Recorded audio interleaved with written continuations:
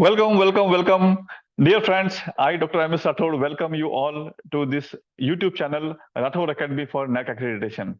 And in the previous videos, we discussed about the various aspects of the NAAC accreditation, starting from what is NAAC, then what are the institutions who are eligible for going for the NAAC, and what are the various aligned features that NAAC has introduced in 2017. And based on that, there was major differences in the NAAC manuals. Then we studied about the quality indicators, we studied about the key indicators. And if you have not subscribed yet this channel, I would request you to please subscribe so that you can get the information. And I also have given the link of the previous videos in the description of this YouTube video. So let's discuss today's agenda. Today's agenda is very important, and then we will be in nutshell study and learn about the whole process of the NAAC accreditation.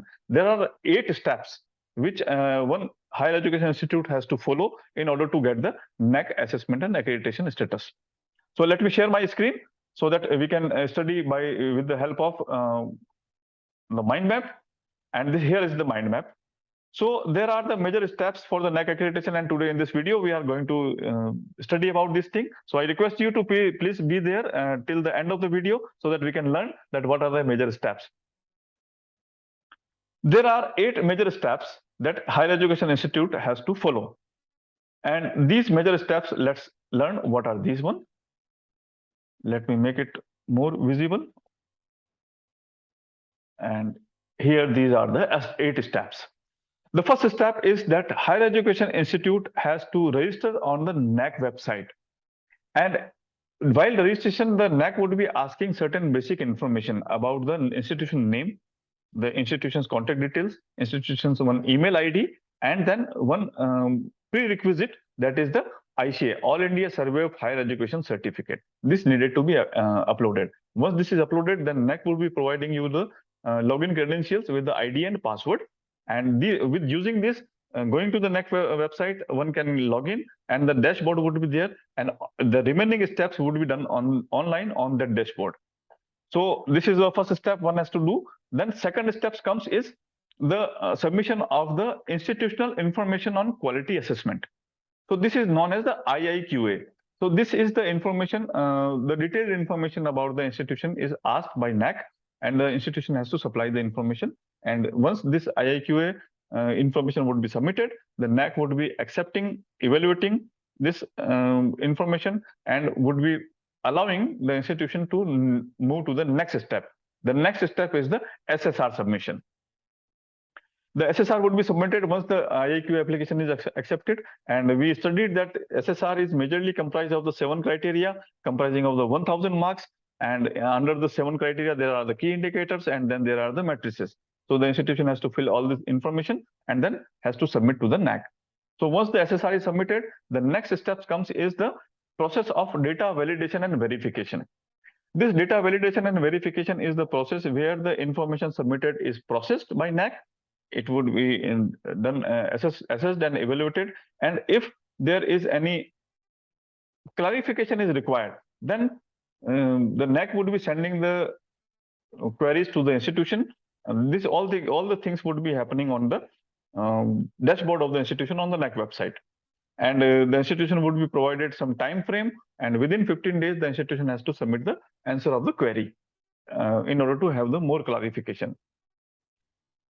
Then DVV process would be done. It would be again assessed, and if they found further supplementary information is required by the institution, then the second level of the data validation and verification would be done if it is required.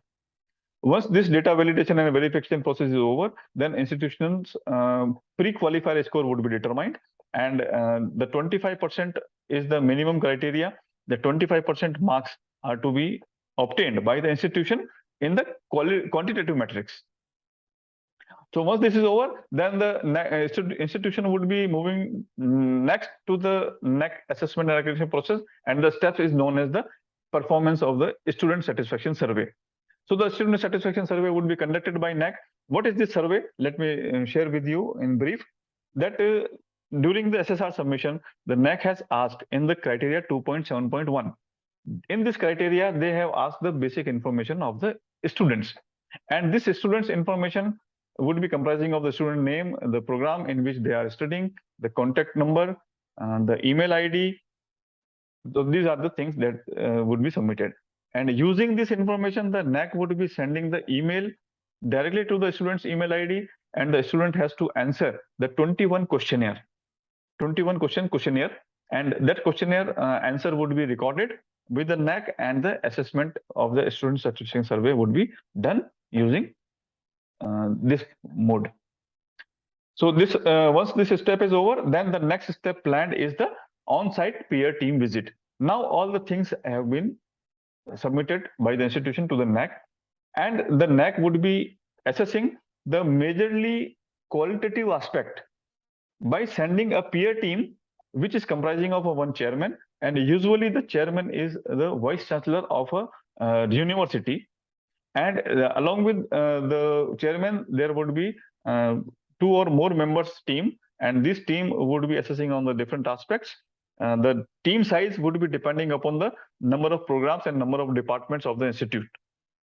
And once this peer team visit would be there, then the peer team would be assessing the qualitative aspects. They will submit their score sheet to the NAAC, and then once this score sheet would be submitted to the NAAC, then NAAC would be overall reviewing the process, and this scores would be converted into the CGPA, and the CGPA, based on the CGPA score of the institution, the NAAC grade would be awarded.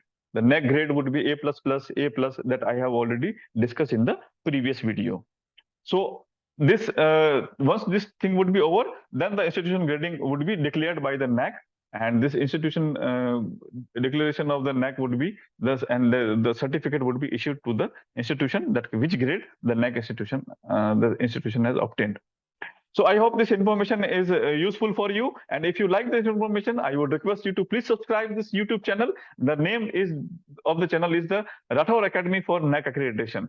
So be with me for the next forthcoming informative videos, and keep watching, keep learning about the NAAC Accreditation. Thank you very much. Thank you to all.